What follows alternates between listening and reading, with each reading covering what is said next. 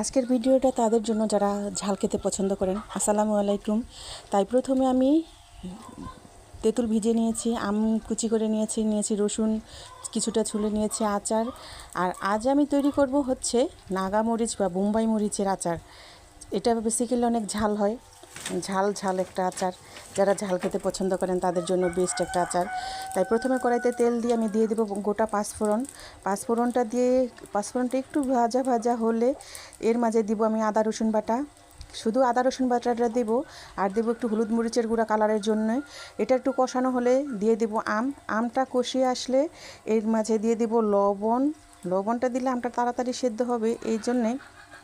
তারপরে তেঁতুলটা ভিজিয়ে রেখেছিলাম সেই তেঁতুলটা দেবো। আমটা একটু সিদ্ধ হয়ে নরম হয়ে আসলে তার মাঝে দিয়ে দেবো রসুন কুচি। রসুনটা সিদ্ধ হয়ে আসলে দিব আচার দেওয়া শেষে দেব, যখনই এই সবগুলো উপকরণ হয়ে আসবে তখন দিয়ে দেব বোম্বাই মরিচ। এই মরিচটা সিদ্ধ হয়ে আসলে দিয়ে দেব জিরার গুঁড়া আর পাঁচফোড়নের গুঁড়া।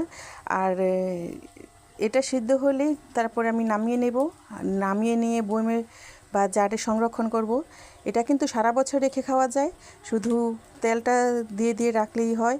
আলহামদুলিল্লাহ, আমার আচার কমপ্লিট। আর আচারটা খেতেও কিন্তু দারুণ, গরম ভাত, ভাজি, খিচুড়ি এর সাথে কিন্তু দারুণ লাগে, অসাধারণ। আলহামদুলিল্লাহ।